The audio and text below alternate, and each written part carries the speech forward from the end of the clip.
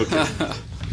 Well, good morning, everyone, and I'd like to welcome you all to the Arkansas Foundation for Medical Care and our HIT Roundtable Discussion. We've put this together with a very select panel today in recognition of the National Health IT Week, as officially proclaimed earlier this week by both President Barack Obama and the United States Senate, and we are pleased to present this, as I said, to provide an overview of the importance of the role of HIT will play in improving healthcare delivery in America and in Arkansas. I'm Jonathan Fuchs. I'm the Chief Operating Officer of the Arkansas Foundation for Medical Care. We are pleased to sponsor today's roundtable discussion. AFMC is both the state's quality improvement organization and the Regional Extension Center, and as such is directly involved in the myriad of activities associated with health information technology, quality improvement, and patient safety. We have assembled, as I said, a distinguished panel and diverse panel that covers the spectrum of HIT activities in Arkansas, so I want to thank everyone for joining us today. The purpose is to provide you today with an overview and an update of health information technology activities associated with the ARRA Recovery Act, incentive programs, and other items of interest. And at this point, I'd like to introduce our moderator for today, Nathan Ray. Nathan is the data manager for HIT Arkansas, which is the Regional Extension Center for the state. Nathan? Thank you, Jonathan. As previously mentioned, my name is Nathan Ray, and I have the responsibility of managing the Regional Extension Center's demanding data needs. And I will be the moderator for today's discussion and look forward to hearing how each of the organizations that are attending play a critical role in improving health care. And to begin with, I'd like to introduce Jonathan Fuchs. As previously mentioned, he is the Chief Operating Officer of Arkansas Foundation for Medical Care. He's also the executive sponsor of HIT Arkansas Regional Extension Center. Ansel Lee is our director of the Regional Extension Center. He is centered to my right. Next to me is Valerie Mooring, and she's the program manager for the Regional Extension Center. At the end of the table is Valerie Bond. She's over here. She's the director of National Park Community College Health IT Workforce Training Program. Drenda Harkins, over to my left, is the assistant director of Arkansas Medicaid. She is joined by Edward Marin, the program specialist for Arkansas Medicaid. And finally, we have Ray Scott, the Arkansas Health IT coordinator from the Office of Health Information Technology. And to begin with, I'd like to just get an overview of all the different organizations at the table and the roles and services that you provide. So if you would start, Ansel, and talk a little bit about HIT Arkansas and the different services that you provide. Will do. Thanks, Nathan. Yeah, as Jonathan mentioned, HIT Arkansas is part of the Arkansas Foundation for Medical Care and is the Regional Extension Center for the state of Arkansas. Really, our objective is to help providers navigate the maze of choosing and implementing an electronic health record. Not only do we provide assistance in choosing the EHR, we are the provider advocate to help oversee the implementation of these systems in their clinics. As well, all this is done in light of helping these providers reach meaningful use. Excellent. Valerie? AFMC has a large provider outreach staff of implementation specialists, quality improvement specialists, and Medicaid managed care provider reps that work directly with HIT Arkansas and also directly with Arkansas providers. Each one of our staff is dedicated to assisting providers of Arkansas to achieving meaningful use of electronic health records, regardless of where they are at in that process. We offer individualized on-site assistance that includes workflow analysis and redesign, practice readiness assessments that are customized with or without electronic health record, and achieving and sustaining meaningful use in an effective manner, even for those providers who are already utilizing an electronic health record. We have valuable tools for those providers and resources also. We also assist in the registration and attestation process for the Medicare and Medicaid EHR incentive programs. Thank you, Valerie. Mr. Scott, would you give an overview of your organization, Office of Health Information Technology? Thank you, Nathan. Yes, I serve as the director of the Office of Health Information Technology for the state and also as the state coordinator of Health Information Technology. And our organization has two primary responsibilities, both of them broadly stated.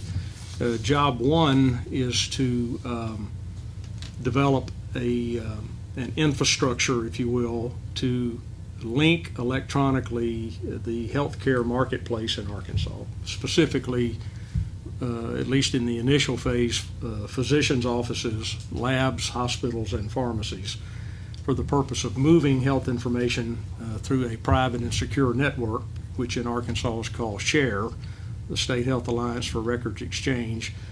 And the purpose of moving that information is to actually try to use health information in a way that it informs care.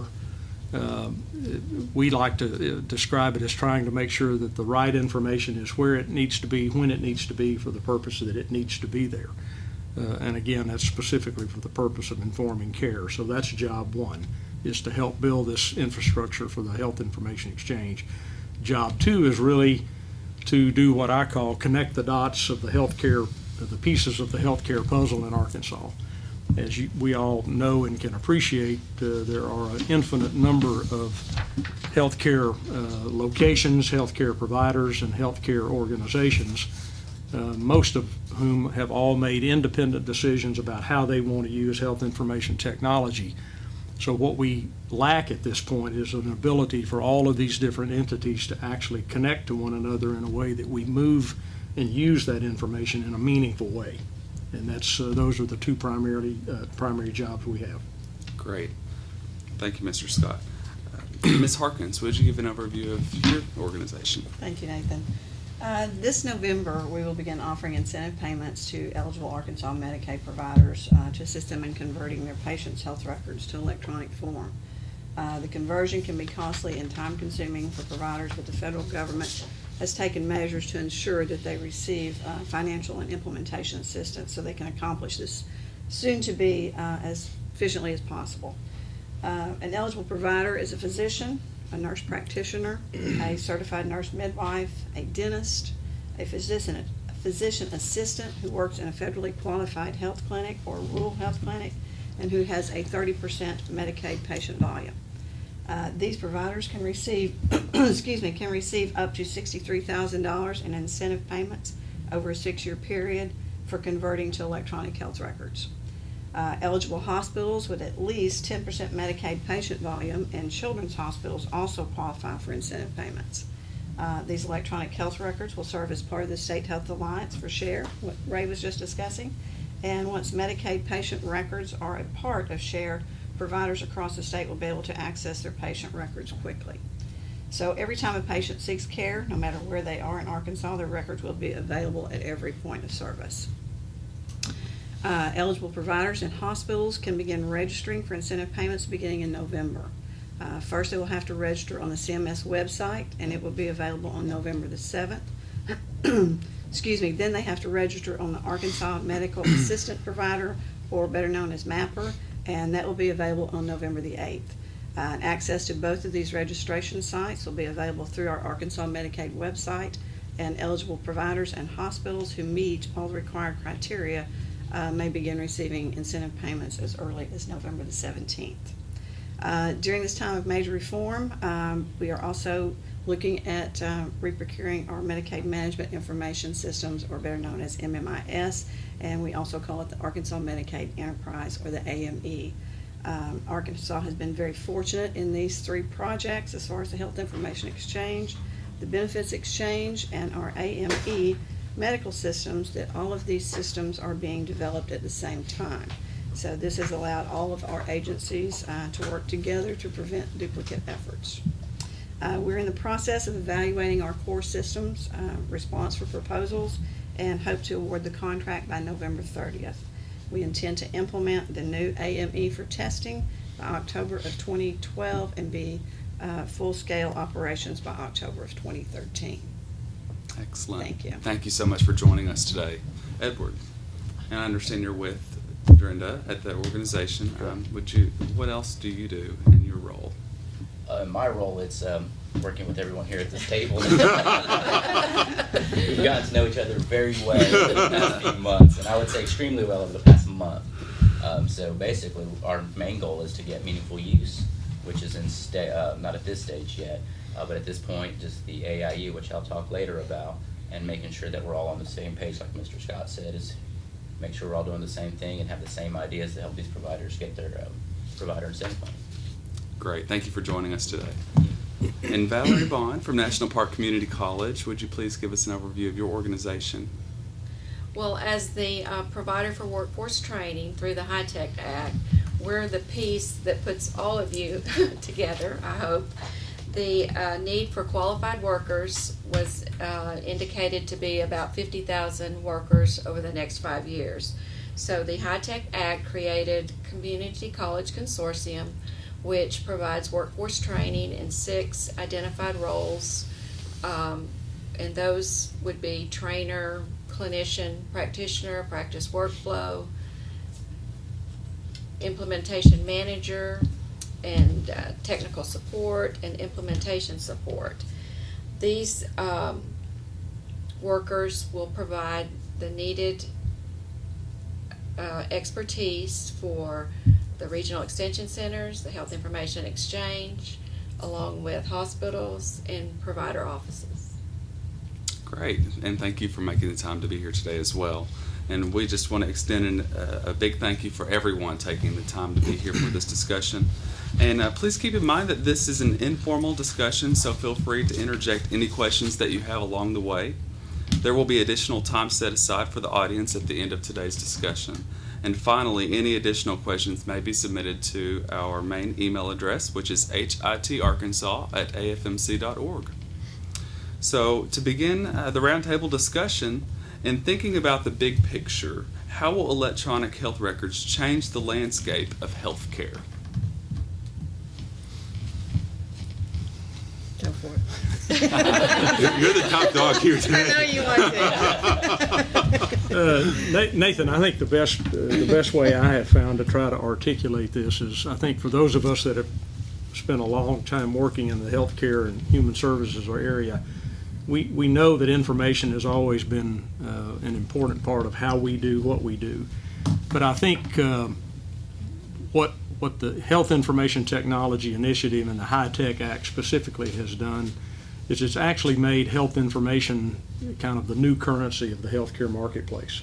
It's always had value, but never like it's got value now. And when you look at all the different initiatives that our state and most states are pursuing right now with the Affordable Care Act implementation, the accountable care organizations evolving, Medicaid is developing a whole new enterprise model for how they're going to manage the Medicaid program. We're trying to build an infrastructure to move information. We're with the Regional Extension Center, we're trying to convince the physician community and other providers to adopt the technology. The common denominator that all of those things literally require for them to work correctly and effectively is the effective use of health information. And I think one of the things that I've found a little bit of confusion about is people think when you talk about technology, they think we're talking about kind of clinical applications and the use of technology in health care. I think this country has done a fabulous job of that. Where we've not kept pace is in how we use health information. If you think about all the other areas, how we bank, how we conduct the economic marketplace in America, how we do telecommunications and things like that, we've used information in a very effective and a very smart way. But in the healthcare industry, we're still kind of using information like we did in about 1965.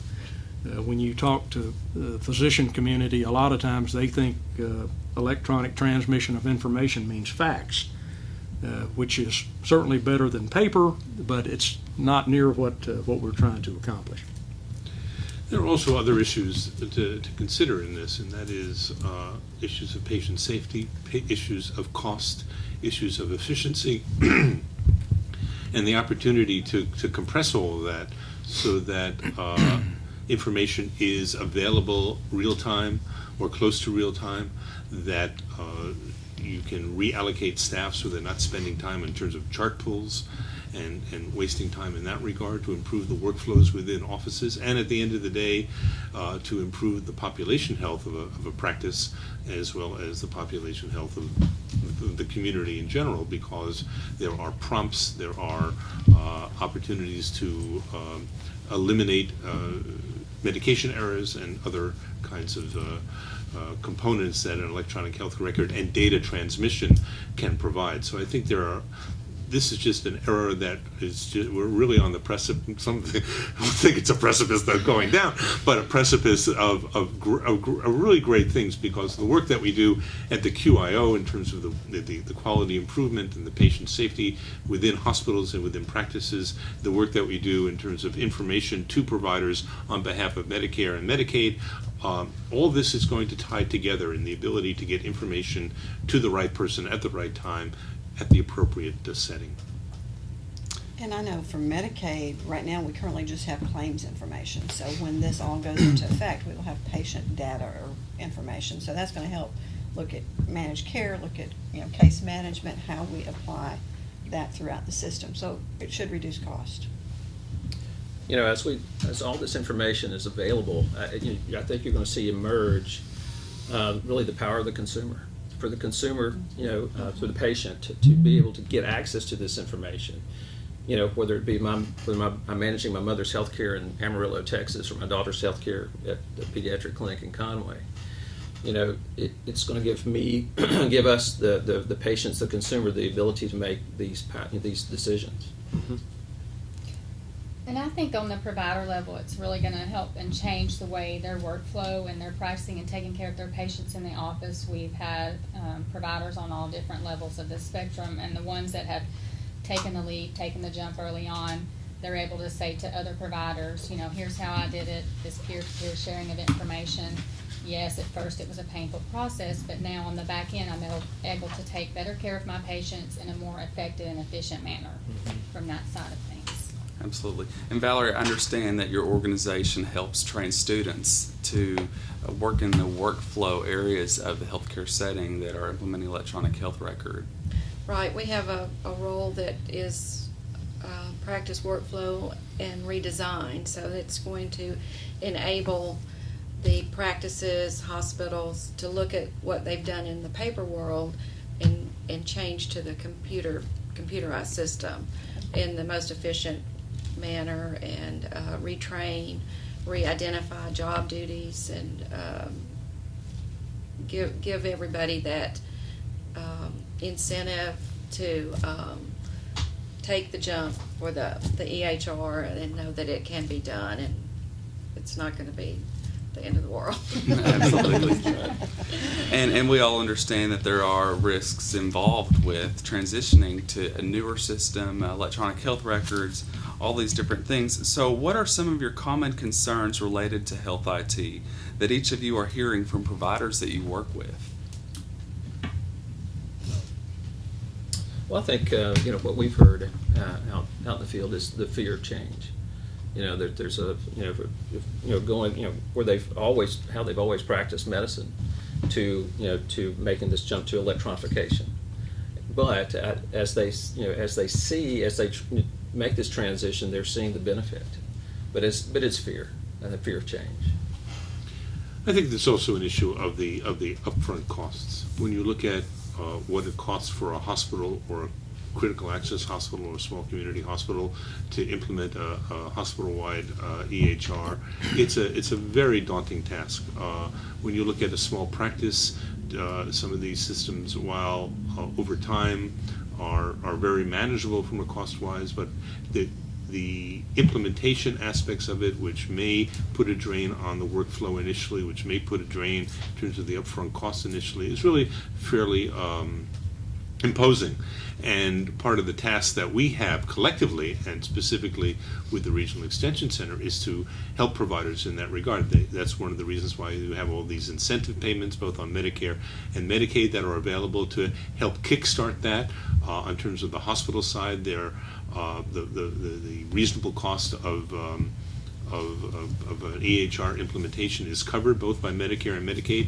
There's some elaborate formulas that they have to go through, but there's a bolus of money that's available to do that. So our task is really, how do you help them overcome that fear, as Anthel said, of how do I get started? And part of the piece is providing them with an assessment, showing providers and hospitals the various steps that you go through, so at least you know where you have to get to, and it's not a total maze or a total mystery. Excellent. Mr. Scott, have you had any provider concerns or questions throughout your organization? Well, I think in addition to those points that have been made, there's a wide range of, I think, both attitudes and responses to this opportunity. And I think there's some of it, like a lot of things in life, revolve around what one's age is and how comfortable one is with technology. We find perhaps the younger physician community seems a little bit more ready to embrace the use of the technology than the older folks of my generation do. So I think there's along the spectrum of readiness and willingness kind of thing, there's a wide range of reactions. I think for those health leaders in the state that long before there was any stimulus money available, they understood the value of the technology and were willing to make the investment, both from a business and from a clinical point of view years ago. And I've not run into any provider out there who has already made the conversion that would go back to paper records. I've had them tell me it took much longer than what we were told and cost us much more, but we wouldn't go back to paper records if you gave us all of our money back. Because, like a lot of things, it does take time to figure out how to do things in a different way now. But I think a part of all of our kind of collective responsibility is that we not only do we need to help folks learn how to embrace the technology, but I think we also need to be realistic about it's not as easy, like a lot of things. It's not quite as easy as perhaps it's made to sound, particularly from the vendor community who are trying to sell the products. Yes, there are going to be bumps along the way, but we have supports and we have resources available to help you over those bumps and through the process. And then in the long term, as has been stated in several different ways, the ultimate objective here is not to adopt the technology, but to use it in a way that it improves the healthcare experience, both for you as a provider, but frankly, more importantly, for your patients. Absolutely.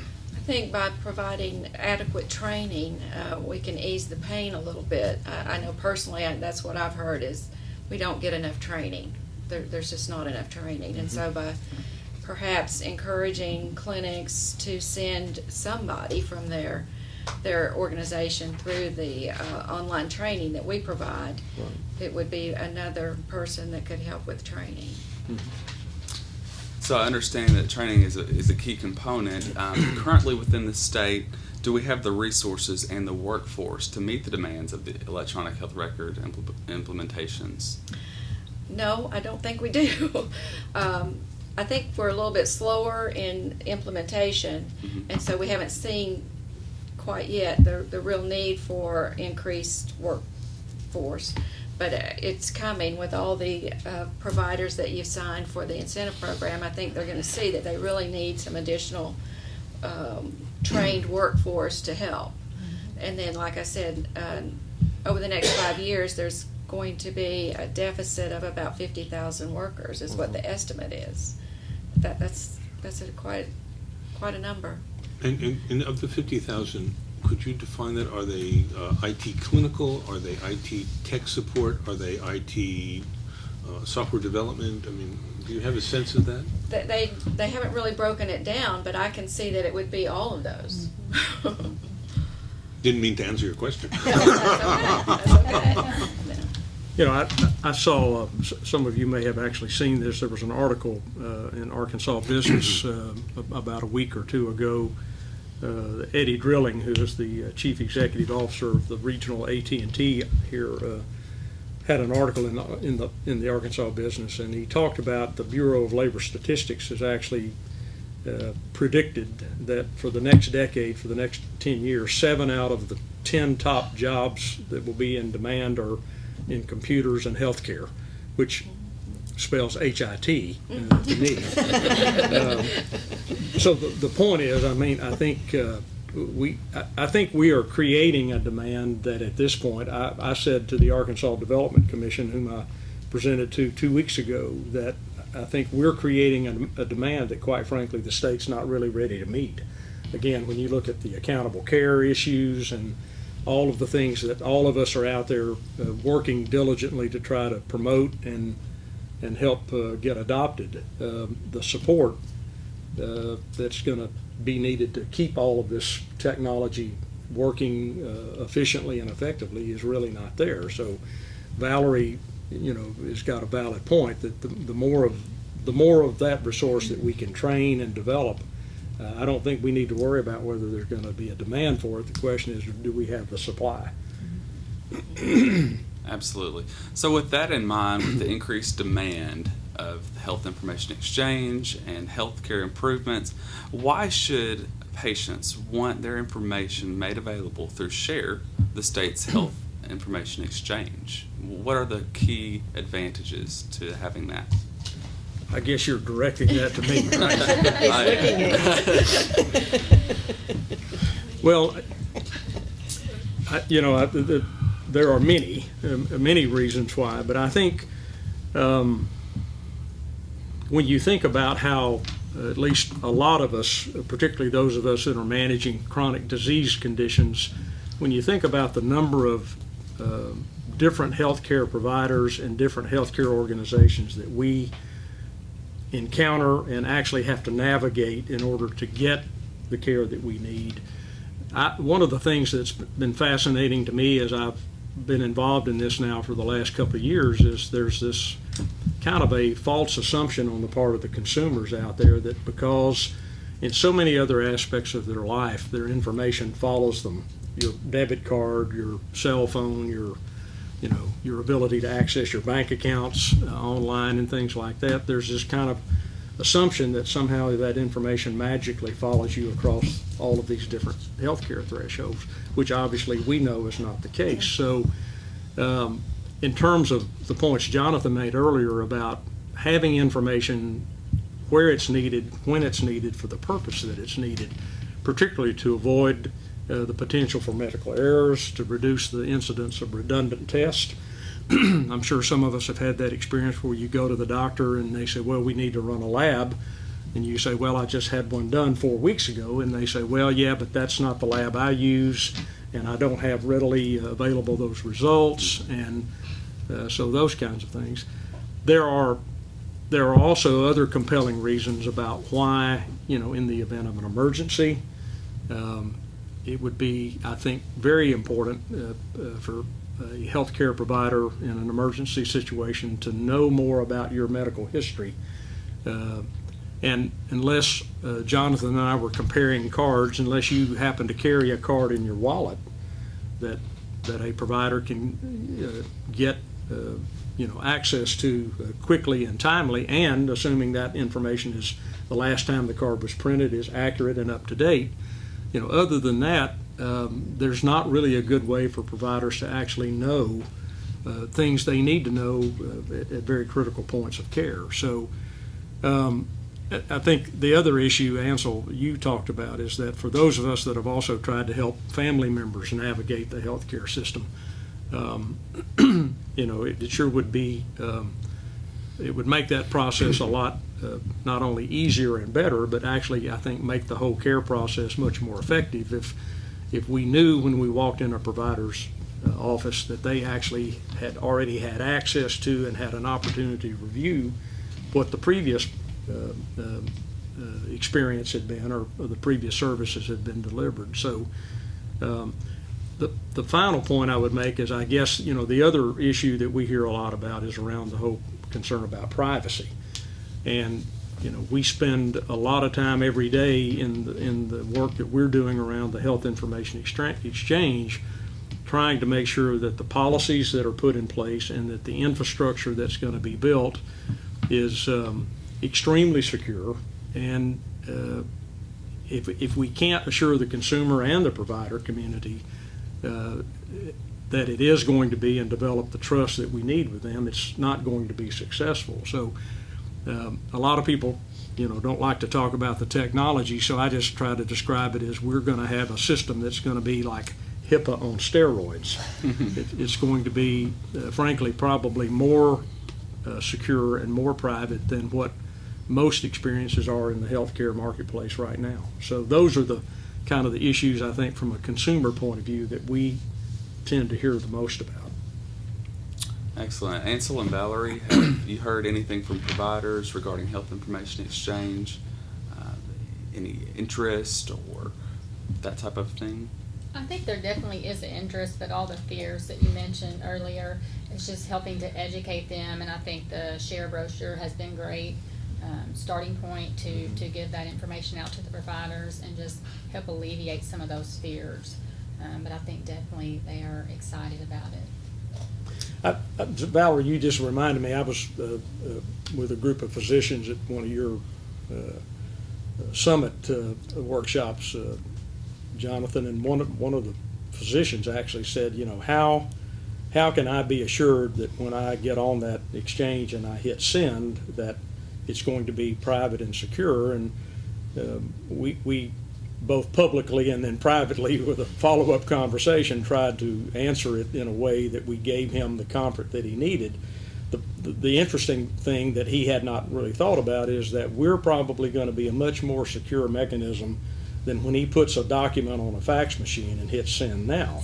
So it's not like we're trying to, it's not that we're doing things, it's not that we're going to be asking physicians to do things they're not doing now. We think we actually can give them an improved way to do things, and hopefully a system that will give them more confidence in the way they're trying to exchange information now, we hope.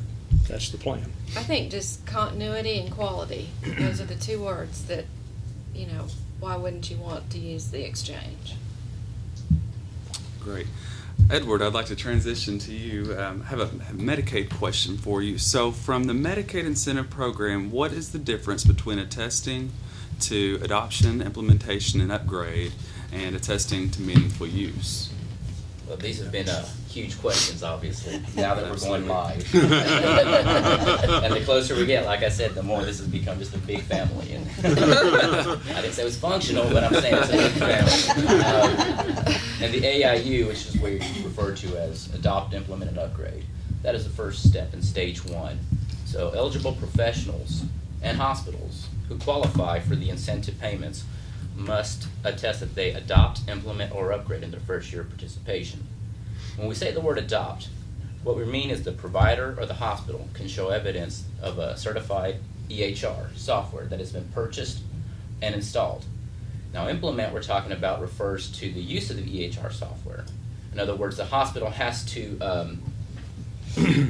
started providing staff training or some data entry of some patient information into this electronic health records. An upgrade refers to upgrading one's EHR software, which I believe we've touched on earlier, to the point where it's federally certified, because some providers have already started doing it electronically, but they need to make sure that it is certified through the federal government. And I know there's probably a lot of emails going out that say they're going to provide this, but it has to be certified. If not, they just need to upgrade it. Now, stage two and after that, and we say stages because we're not going 2011, 12, because you can jump on the program anytime for the next several years. So that's why every time we make a reference, it's stage one or year two. And that's related to Medicaid specifically. Medicaid, yes. Yes. And meaningful use is the next step after the AIU. In a nutshell, meaningful use is showing that someone is using their electronic health records in ways that can be measured in quantity and quality. So beginning in 2014, the providers and hospitals will have to demonstrate meaningful use and continue to do so each year. Now, for the first stage, when you're attesting, you're just saying that you're doing this and you qualify for 30% of the Medicaid program, and that will get you to stage one. And after that, you will use meaningful use, a 90-day snapshot, and that'll show that you are doing meaningful use for that time. And then, following years after that, it'll be 365 days a year, not counting a leap year, that you will have to show meaningful use in order to receive incentive payments. And once again, it does not have to be consecutive. The incentive payments can skip, and you can choose not to attest meaningful use one year and then jump back in the next. Okay. So in meaningful use, it provides a core set of objectives which providers and hospitals must meet, and a menu set which they can choose from. Now, Edward, they can start that at any time between now and Yes, 2014. we're just not going to require them in stage one. So they can be ahead of the game, which is, of course, encouraged. And if they do a test and they don't meet it, they can come back and try again. So it's not like once you test and you push send and you made an error, that you're done. They can come back and try again. And that's in contrast with the Medicare program, which has very different criteria for eligibility in terms of the providers. And it's a little more restrictive than, for example, nurse practitioners are not eligible, as an example, on the Medicare side. And that 90-day window has to be a meaningful use right up front. There's no AIU under Medicare, so in order to be eligible for the funding, you have to have, I think it's $24,000 worth of Medicare claims billing, and you must meet a 90-day period within that first year. By the end of this year, I think is what I'm cutoff is thinking about. soon. Right. Other than that, after that, the amount of dollars that are available under the Medicare can decrease, whereas now it's about $44,000 and then some. It goes down to $36,000, then $24,000 and Each zero year. if you don't get in early, as the case may be. And that's not the case with, that's the contrast, that's not the case with Medicaid, where it's the same dollar amount regardless of when you get in, as long as you get in before the end point. Great. So Edward mentioned, Valerie, he mentioned meaningful use several times and how it's key to this incentive program. How does meaningful use, how is it affected by HIT Arkansas, and how are you educating providers about meaningful use? We're going into the providers' offices and the critical access hospitals as well, and we're helping educate them on what meaningful use is. There, again, like Edward mentioned, there are a set of core requirements that to be able to meet meaningful use, they have to be able to report on. Not only are there objectives, but there are also certain percentages or thresholds that they have to meet for each objective. So we're able to go in there and educate them one-on-one in their office. We set up different sessions with those providers, with the office managers, with their staff, and educate them on meaningful use. And help them navigate. And also, as Edward mentioned, in the menu set, they get to pick 5 for stage 1 of meaningful use. So we go in there and help them decide which 5 would be best for them to focus on. Now, if they're meeting